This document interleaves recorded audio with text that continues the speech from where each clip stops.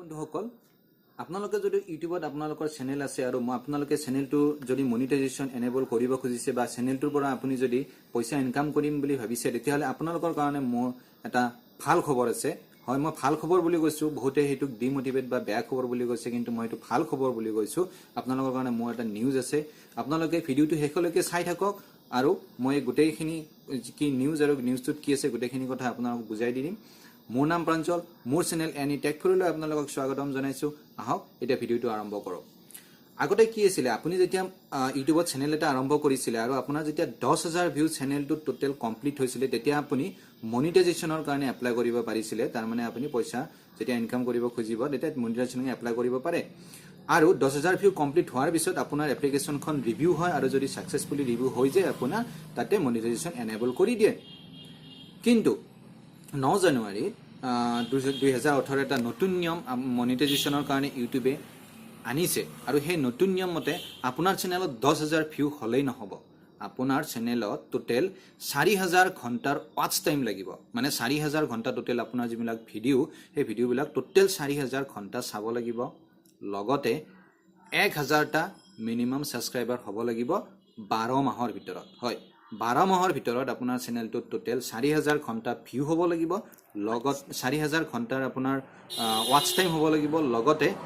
1000 টা সাবস্ক্ৰাইবাৰ হ'ব লাগিব তেতিয়াহে আপুনি মনিটাইজেশ্যনৰ কাৰণে এপ্লাই কৰিব পাৰিব আৰু যদি আপোনাৰ এপ্লিকেশন গ্ৰান্ট হয় তেতিয়া আপুনি মনিটাইজ আপোনাৰ চেনেলত ইউটিউবে এনেবল কৰি দিব এইটো আহিছে নতুন নিয়ম এতিয়া চাবলৈ গলে বহুতে এটো ডিমোটিভেট বা বেয়া খবৰ বুলি কৈছে যে মোৰ চেনেলত 4000 ভিউ মই 4000 ঘণ্টাৰ ভিউ কেনেকৈ আনিম বা 1000 সাবস্ক্ৰাইবাৰ কেনেকৈ আনিম কিন্তু মই এটো ভাল বুলি কৈছো এটো কাৰণে যে আপোনালোকে গম পাইছিলে ৰিসেন্টলি ইউটিউবত বহুত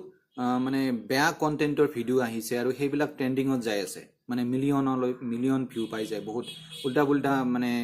আননেসেসাৰি কন্টেন্ট কিছুমানৰ ভিডিও বনায় বা ওৰ পৰা কপি কৰে তোৰ পৰা কপি কৰে এনেকুৱা ধৰণৰ বহুত ভিডিও আপুনি পাইছে বা কিছুমান ধৰক অলপ পৰ্নোগ্ৰাফিক টাইপৰো বস্তু আহিছে তো সেইকাৰণে কি হয় ইউটিউবত বহুত এডভাৰটাইজমেন্ট দিয়া যিবিলাক এজেন্সি যিবিলাকৰ পৰা আমি পইচা পাওঁ বা ইউটিউবে পইচা পায় গুছিলে ইউটিউবৰ প্লেটফৰ্ম এৰি যে আমি এনেকুৱা ধৰণৰ কিছুমান ইনএপ্ৰোপ্ৰিয়েট ভিডিওত আমাৰ এডভাৰটাইজমেন্ট নিদিও গতিকে ইউটিউবৰ পৰা হিয়তে গুছি গৈছিলে সেই কাৰণে কি কৰিছে ইউটিউবে এই নতুন নিয়মটো আনিছে আৰু এতিয়া কি কৰিছে টোটাল 4000 ঘণ্টা আপোনাৰ ভিউ হ'ব লাগিব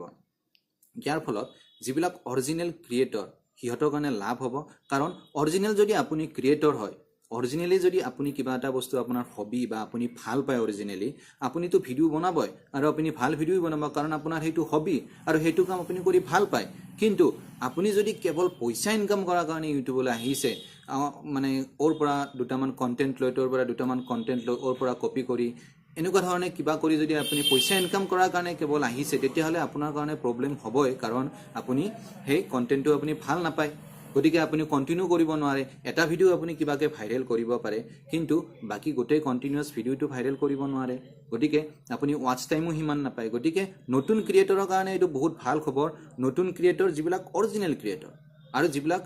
ফেক ক্ৰিয়েটৰ হিয়তৰ কাৰণে এটো বেয়া খবৰ গতিকে চাবলৈ গলে এটো ভাল কাৰণ ইউটিউবৰ পৰা কি হ'ব এনেকে যিবিলাক ফেক ক্ৰিয়েটৰ আৰু যিবিলাক বেয়া কন্টেন্ট হেবিলাক গুছি যাব আৰু যিবিলাক অৰিজিনাল ভাল কন্টেন্ট আৰু ভাল ক্ৰিয়েটৰ হিয়তৰ এন্ট্ৰিটো বাঢ়িব লগতে ইউটিউবৰ কোৱালিটিটো ইমপ্ৰুভ হ'ব মেইন কথা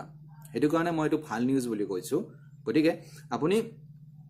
এই স্ক্ৰিনশ্বটটো চাব পাৰে এই স্ক্ৰিনশ্বটটোত মই আপোনালোকক দেখাইছো এনেকুৱাকে মনিটাইজেশ্যনৰ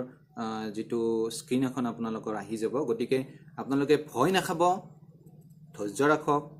কন্টিনিউয়াস ভিডিও আপলোড কৰক যিবিলাক মই নতুন ক্ৰিয়েটৰ হেবাতক কৈছো যিবিলাক আপোনাৰ অৰিজিনাল ক্ৰিয়েটৰক মই হিয়তক কৈছো কন্টিনিউয়াস ভিডিও আপলোড কৰক অৰিজিনাল কন্টেন্ট আপলোড কৰক ভিউ আহিব ওয়াচ টাইমো আহিব আৰু সাবস্ক্ৰাইবাৰো বাঢ়িব তাৰ কাৰণে একো টেনচন নাই অৰিজিনাল ক্ৰিয়েটৰ অৰিজিনাল যিবিলাক কন্টেন্ট ক্ৰিয়েটৰ তাৰ কাৰণে ইউটিউবৰ দুৱাৰ সদায় খোলা আছে কিন্তু ফেক ক্ৰিয়েটৰ যদি আপুনি হয় তেতিয়াহলে আপোনাৰ যাত্ৰা ইয়াতেই শেষ হ'ব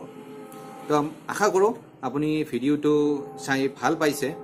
যদি ইয়াৰ বিষয়ে কিবা কোৱেশ্চন আপোনালোকৰ মনত উঠিছে বা আপোনালোকে আকৌ জানিব লগা আছে তেতিয়াহলে মোৰ কমেন্ট বক্সত কমেন্ট কৰি আপোনালোকে মোক সুধিব পাৰে আৰু ভিডিওটো যদি আপুনি ভাল পাইছে তেতিয়াহলে নিশ্চয় লাইক কৰিব আৰু মোৰ চেনেলটো যদি আপোনালোকে এতিয়ালৈ সাবস্ক্ৰাইব কৰা নাই তেতিয়াহলে নিশ্চয় সাবস্ক্ৰাইব কৰিব এতিয়ালৈ আহিছো